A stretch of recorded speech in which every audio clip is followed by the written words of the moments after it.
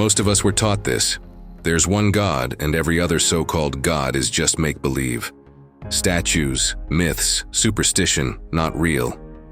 But what if the Bible tells a different story? What if the gods of Egypt, Babylon, and Canaan weren't imaginary?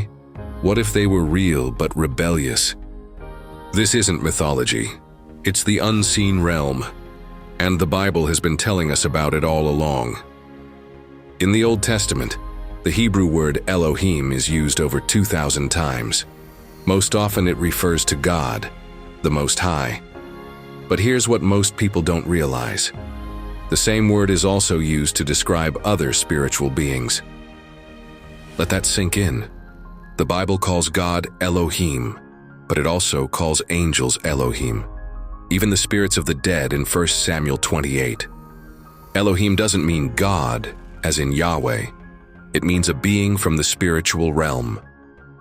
Now let's go back to a moment you probably never heard about in Sunday school. Deuteronomy 32:8-9. In the oldest Hebrew manuscripts, like the Dead Sea Scrolls, it says, "When the Most High gave the nations their inheritance, when he divided mankind, he fixed the borders of the peoples according to the number of the sons of God, but the Lord's portion is his people, Jacob his own inheritance." At Babel, God confused the languages, but something else happened. He disinherited the nations. He handed them over to the sons of God, the Elohim, spiritual rulers. These divine beings were supposed to govern the nations under God's authority, but instead, they craved worship for themselves. They received sacrifices. They became the gods of mythology, and they led humanity into idolatry, violence, and chaos. Psalm 82 gives us the divine courtroom scene.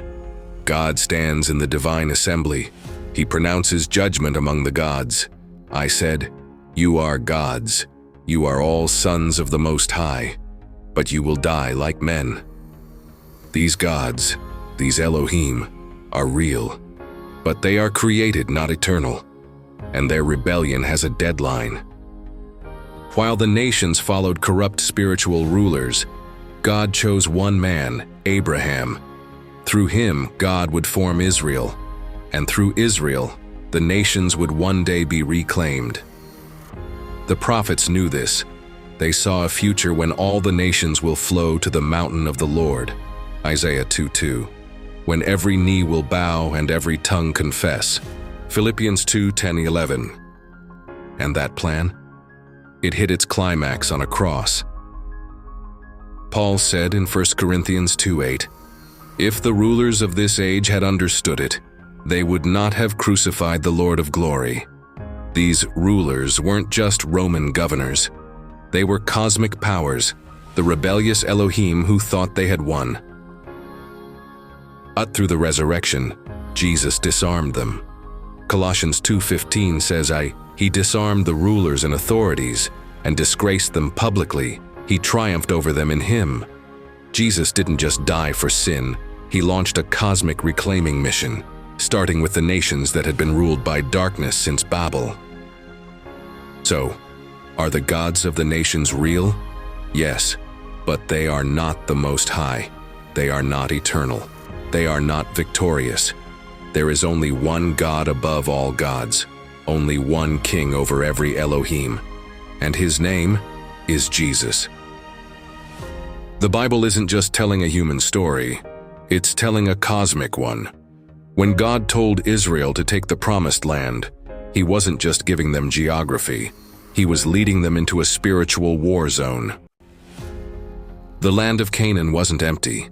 It was filled with giants, and with people who worshipped other Elohim. The cities were strong, the idols were everywhere, and the names of the gods they served still echo in history. Baal, Moloch, Ashtoreth, Chemosh, Dagon. These weren't just imaginary deities. They were rebellious spiritual beings, corrupt members of God's divine council, ruling over the nations that had been handed over at Babel. When Israel crossed the Jordan, they were stepping into occupied spiritual territory. The conquest wasn't just about land, it was about loyalty to Yahweh. and the dismantling of a rival kingdom. Why was Jericho destroyed? Because it stood as a fortress of demonic worship. Why did God call it driving out the nations? Because he wasn't just displacing people. He was removing the influence of false gods. The spiritual beings behind these nations had held power for centuries, but Yahweh had returned to reclaim what was his. Through Israel, God was making a bold statement: "This land belongs to me now." And today, he's still reclaiming territory, not with swords, but with the gospel. When Jesus rose from the dead, he didn't just forgive sin, he launched a full-scale kingdom invasion.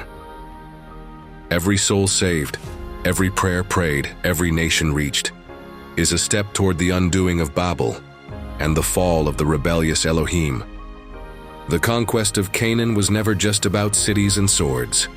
It was about confronting the spiritual powers that ruled those regions. But something changed with Jesus.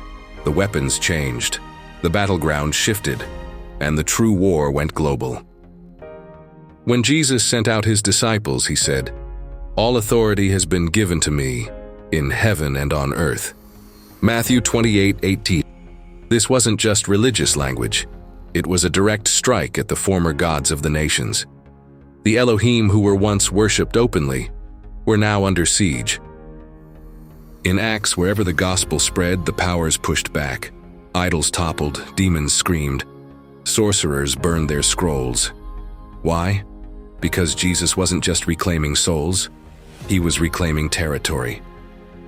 Paul said in Ephesians 6, "Our struggle is not against flesh and blood, but against the rulers, against the authorities, against the cosmic powers of this darkness, against evil spiritual forces in the heavens." That's not metaphor, that's war. The same ancient beings who opposed Israel now stand against the church, but the church carries something more powerful than any sword: the spirit of the risen King. Through prayer, worship, truth, and obedience, we tear down strongholds, disarm spiritual tyrants, and advance the kingdom of the Most High.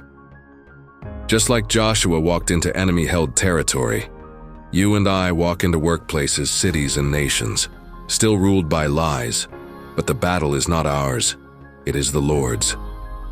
Just like the nation of Israel entered the promised land to take ground, you and I have been called into a spiritual conquest. But this time, the battlefield isn't Jericho or Ai. It's our homes, our schools, our hearts, and the people we influence every day. The dark forces haven't gone away.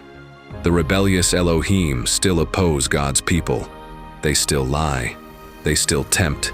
They still accuse. But they are defeated, because Jesus, the risen King, has crushed their power and handed the victory to his church. That's why we don't live passively. We don't just go to church on Sundays and hope for the best. We've been called to pray, to push back the darkness, to tear down strongholds in Jesus' name. Spiritual warfare isn't a side project. It's our daily assignment. And prayer isn't a ritual. It's our weapon. You were never meant to live in fear. You were meant to stand in victory, because you belong to King Jesus. And under his kingdom authority, you carry his authority. So wake up each day knowing the battle is real, the enemy is active, but you are equipped, you are chosen, and you have a place in this holy conquest. If this stirred something in your spirit, click like. Subscribe so you never miss another video that opens your eyes to the unseen realm. And in the comments, write, "I stand with King Jesus." I'll be praying with you as we fight together in the victory he already won.